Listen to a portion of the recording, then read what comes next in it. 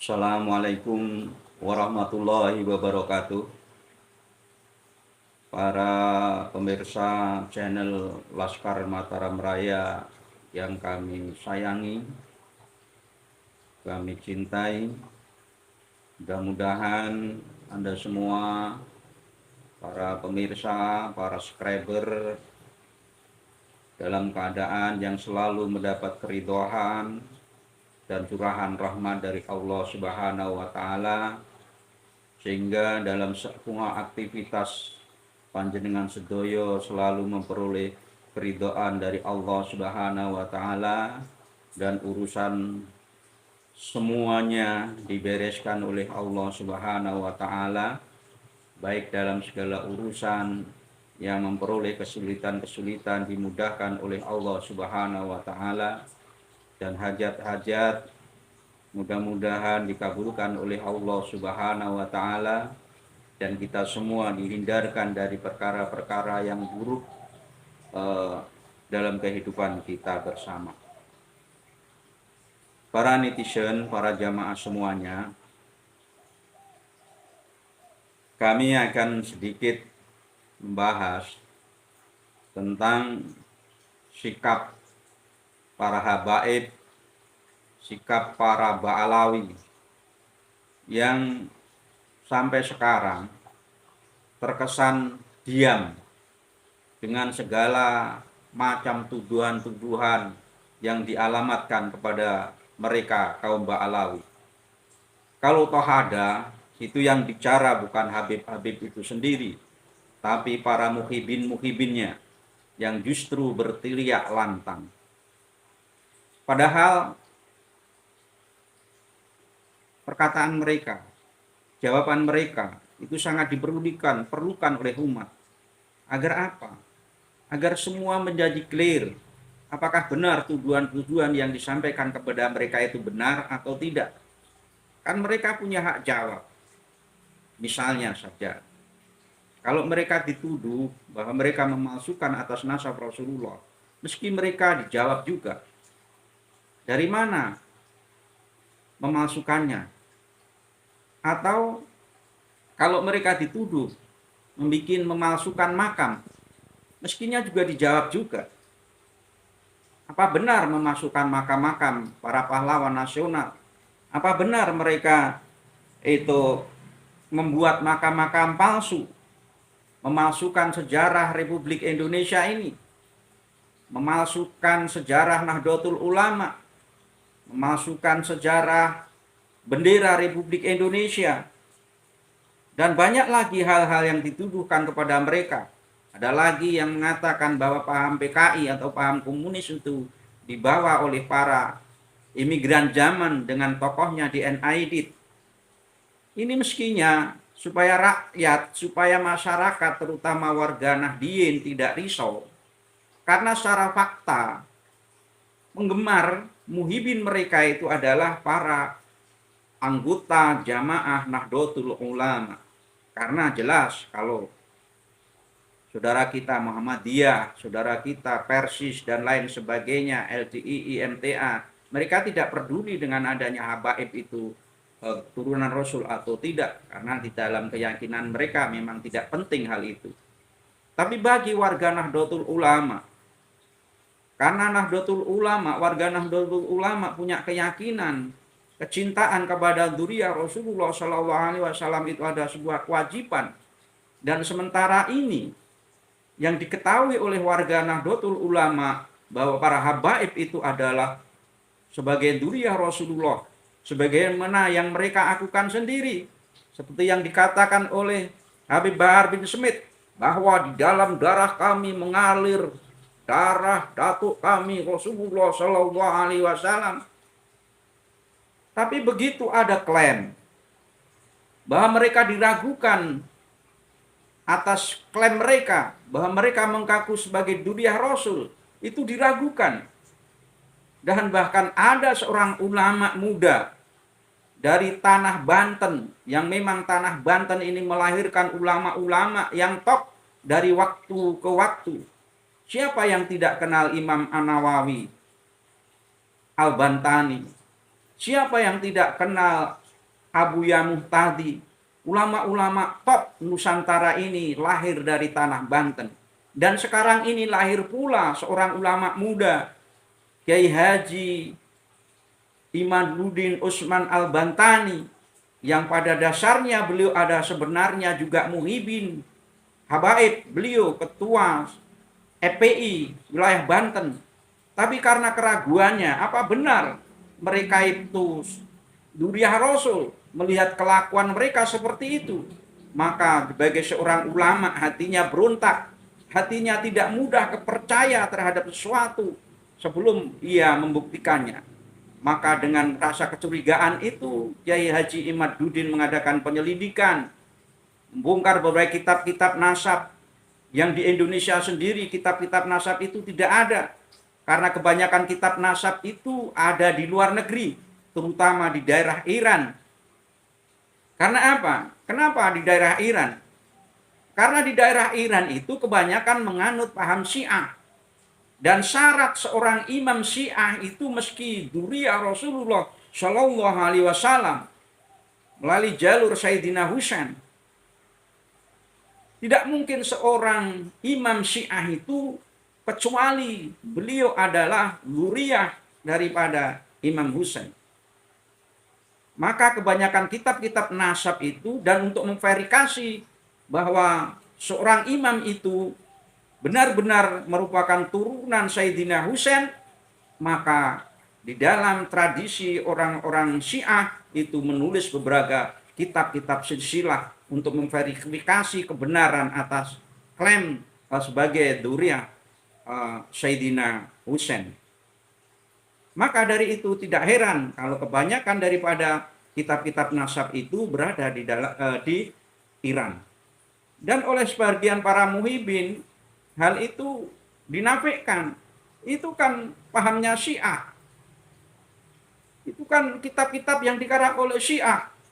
Kami tidak akan percaya. Lu gimana toh bebek? Kan bukan jadi rahasia lagi. Kebanyakan habib-habib yang membawa paham Syiah ke Indonesia itu siapa? Siapa, Beb? Yang membawa paham Syiah itu ke Indonesia itu ya para habaib. Tangeh lamun orang Indonesia, wong Jawa ngerti paham Syiah, kecuali diberitahu oleh para habaib. Maka kalau mereka menafikan Syiah, kitab-kitab Syiah, yaitu lucu, menafikan saudaranya sendiri. Bukankah banyak sekali yang di Indonesia ini paham-paham Syiah itu pemimpinnya juga para habaib, yang mengembangkan juga para habaib, walaupun para habib sendiri itu sebenarnya secara silsilah nasab ternyata diragukan bukan dari keturunan Imam Husain.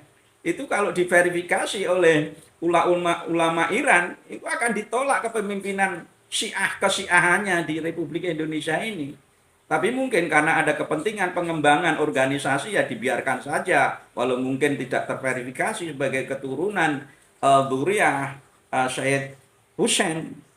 Tapi karena kepentingan pengembangan organisasi ya dibiarkan saja, yang penting mau mengembangkan Syiah, gitu saja. Maka dari itu, kalau memang tuduhan-tuduhan dan hasil-hasil kajian ini tidak benar, maka Habib mempunyai hak menjawab apakah benar memalsukan makam KRT Sumodiningrat. Meski ada jawaban yang benar, agar umat yang mengikuti panjenengan para Habib itu tidak bingung, tidak ragu, karena ada kepastian dari panjenengan. Dan kepastian itu bukan doktrin-doktrin halu untuk mengikat kepercayaan para muhibin panjenengan dengan doktrin-doktrin menakut-nakuti. Kalau Anda tidak percaya atau meragukan Habib sebagai Duriah Rasul, maka kalian tidak akan memperoleh syafaat. Bahkan kalian akan mati dalam keadaan suhul khotimah. Kalian akan mati tidak bisa menghadap ke kiblat. Kalian akan mati dalam keadaan kafir. Bukan begitu menjawabnya. Menjawabnya tesis dijawab dengan antitesis.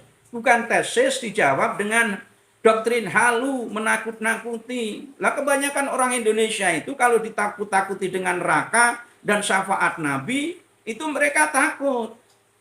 Karena apa? Kebanyakan orang Indonesia, jamaah-jamaah Indonesia itu, orang Nahdlatul Ulama itu berada di kampung-kampung, di desa-desa. Dan mereka sudah mematri di dalam hatinya bahwa Habib itu dikenalkan oleh leluhur-leluhur mereka dulu sebagai Dzurriyyah Rasul. Padahal faktanya tidak, karena mereka tidak mau mengkaji informasi itu. Dan kebetulan sekarang ada seorang ulama muda dari Banten yang mengkaji, ternyata habaib Indonesia itu semuanya nasabnya mungkotek, tidak nyambung kepada Rasulullah Shallallahu Alaihi Wasallam. Artinya apa? Artinya beberapa habib yang ada di Indonesia itu bukanlah keturunan Rasulullah. Ngono loh. Tapi ya dasare wong NU masih aja yang percaya, dan banyak alasan-alasan yang dibikin untuk menguatkan kepercayaan mereka bahwa Habib itu tetap Dzurriyyah Rasul. Dengan apa? Rata-rata mengandalkan alasan husnudon dan ikut pada kiai-kiai yang dulu. Padahal dia tidak mengetahui kenapa kiai dulu hormat sama habaib. Semua punya alasan, semua punya konteks. Melakukan sesuatu itu berdasarkan konteks dan alasan tertentu. Dan hubungan itu bisa berubah-ubah berdasarkan konteks dan keadaan. Maka dari itu, sebenarnya ya menurut saya tidak perlu ruwet-ruwet lah dengan diamnya para habaib, diamnya para Bani Alawi yang berhimpun di dalam organisasi Robitoh Alawiyah, yang kami kemarin mewakili atas nama Kiai Haji Imaduddin Usman Al-Bantani mengadakan tantangan kepada Robitoh Alawiyah secara resmi, berdebat berdua, mewakili perwakilan daripada Kiai Imaduddin Usman Al-Bantani bersama kawan-kawan melawan Robitoh Alawiyah secara resmi dengan konsekuensi implikasi hukumnya. Sampai detik ini berapa kali tantangan kami layangkan, tapi sampai sekarang belum ada respon.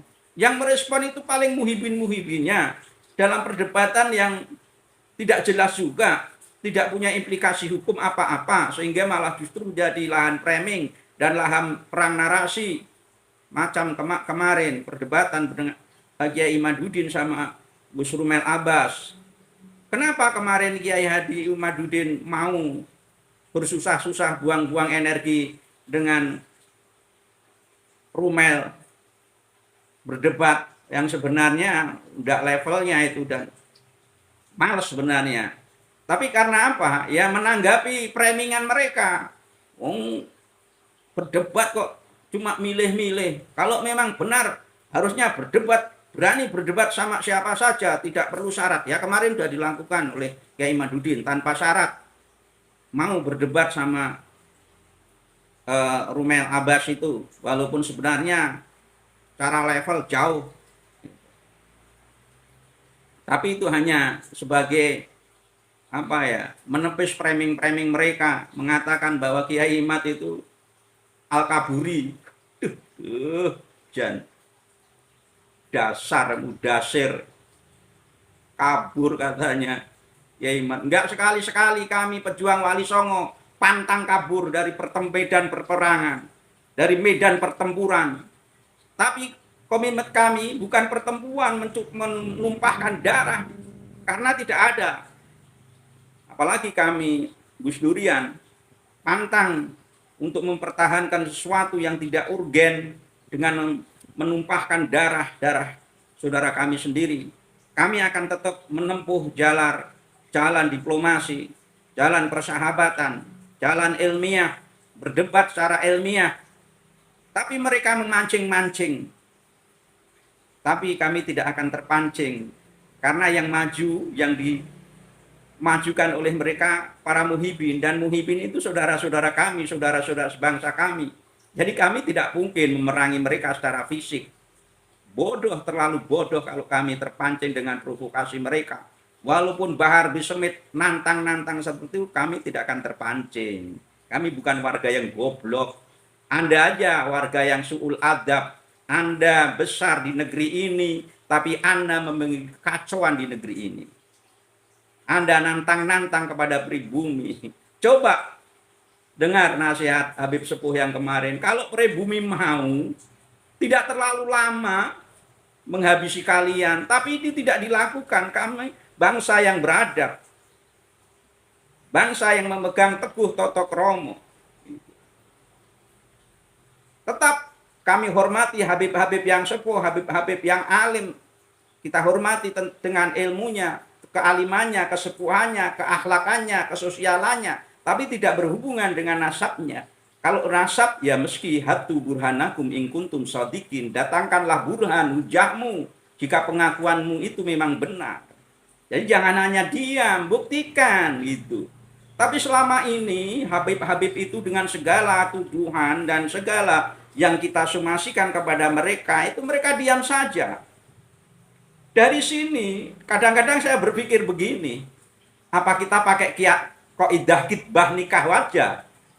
Kalau kita pakai kaidah khitbah nikah, udah selesai. Habib itu udah nyerah. Mereka sudah mengakui bahwa diri mereka itu bukan dzurriyyah Rasulullah dengan kaidah khitbah nikah itu. Apa khitbah nikah itu? Dalam khitbah nikah itu, kalau seorang gadis ditanya, dimintai persetujuan, kok diam saja? Diamnya gadis itu sebagai tanda persetujuannya. Itu kaidah khitbah nikah. Nah, kalau kita pakai itu, sebenarnya Habib-Habib itu ya, Habib Bani Alawi ini sekarang sudah rungkat karena mereka mengakui sendiri. Karena apa? Dengan sikap diamnya itu berarti mereka, beliau-beliau para habaib itu mensetujui atas apa yang dituduhkan kepada mereka gitu. Jadi tidak perlu banyak dalil, hanya dengan satu kaidah khitbah nikah itu habaib sudah rungkat saat ini. Mau tahu dalilnya tentang kaidah itu? Ya, saya bacakan. Saya kutip dari hadis Bukhari. Nomor hadis 6433. Saya bacakan karena saya tidak hafal kalau tidak membaca ya. Bismillahirrahmanirrahim. Sahih Bukhari hadis ke 6433. Hadatsana Muhammad bin Yusuf, hadatsana Yusuf Sufyana an ibni Jures an ibni mulai kata an Abi Amrin wa huwa da'wan an Aisyah radhiyallahu anha qalat qultu ya Rasulullah yasta'maru nisa'u fi abdha'ihina qala na'am qultu fa inna bikra tusta'maru fatastahyi fataskutu qala sukatuha itnuha. Kalau diartikan hadasana nyeritaake atau menceritakan Muhammad ibnu Yusuf hadasana Sufyan telah diceritakan dari Sufyan an ibnu Jures dari ibnu Jures an ibnu Mulaikata dari ibnu Mulaikata an Abi Amrin dari Abu Amrin huwa ya Abu Amrin itu alias Dakwan, dipanggil juga dengan sebutan Dakwan. An Aisyata dari Sayyidah Aisyah radhiyallahu anha, mudah-mudahan Allah memberi keridhaan kepada beliau Sayyidah Aisyah. Qalat mengatakan Sayyidah Aisyah, qultu bertanya Sayyidah Aisyah kepada ya Rasulullah, hai Rasulullah, yusta'maru, apa dimintai persetujuan nisa'u, para wanita, fi abdha'ihina, dari kemaluan mereka. Qala, Dawuh Rasulullah, "Na'am, iya," meski minta persetujuan. Qultu, maka berkata Sayyidah Aisyah, fa inna sesungguhnya bikra kami para wanita gadis-gadis itu tustakmaru saat dimintai persetujuan tahi maka kami malu, fatas kutu kami diam. Qala dawuh Rasulullah, sukatuha maka diamnya wanita-wanita itu, gadis-gadis itu, itnuha itu mempertandakan itnuha persetujuan mereka. Jadi dari kaidah ini bisa diambil bahwa apabila seseorang orang tua wali menanyakan kepada anak gadisnya saat dipinang dan dia diam, itu mempertandakan bahwa dia setuju atas pinangan itu. Dan kaidah ini apabila diterapkan, ya ini cara guyon aja, diterapkan kepada sikap para habaib yang diem wae dalam persoalan ini, tidak memberi klarifikasi atas apa yang kami somasikan kepada mereka. Mereka diem. Padahal menurut kaidah ini kalau diem berarti mereka menyetujui. Itu. Artinya kalau mereka menyetujui bahwa mereka bukan nasabnya tidak nyambung kepada Rasulullah, dan mereka tukang bikin sejarah-sejarah palsu, memasukkan NU, memasukkan sejarah Jatman, memasukkan tokoh-tokoh nasional, memasukkan sejarah kemerdekaan, dan banyak lagi makam-makam yang dipalsukan di Nusantara ini, memasukkan sejarah Wali Songo, nasab Wali Songo, dan mereka diam saja. Ya berarti mereka setuju, dah clear.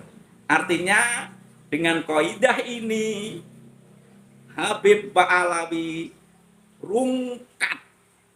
Ya, begitu para pemirsa sekalian, ini hanya logika guyon saja ya. Tapi coba dipikir, kalau dipikir saja, ini guyon saja. Agar mereka tidak diam, tidak kena di kitab ini. Diam itu wanita. Kalau wanita ditanya itu diam. Habib tunjukkan sikap kejantanannya.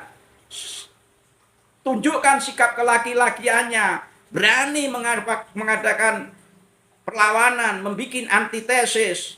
Bahkan ada saudara kami, yaitu teman kami, KRT Sono Swego, pengasuh pondok pesantren Pitutur Luhur, kemarin sudah membuka peluang. Siapa saja yang berani mengadakan antitesis tentang tesisnya Kiai Imaduddin, beliau berani membiayai. Oh, kurang apa? Ini teman kami kemarin waktu kami mengadakan acara di Pondok Pitutur Luhur. Maka ayolah, ayo. Supaya apa? Supaya masyarakat ini, jamaah ini mendapat pencerahan. Tidak dalam keadaan kebingungan. Gitu. Karena apa? Korban semua ini adalah jamaah Nahdlatul Ulama. Itu. Demikian saudaraku semua.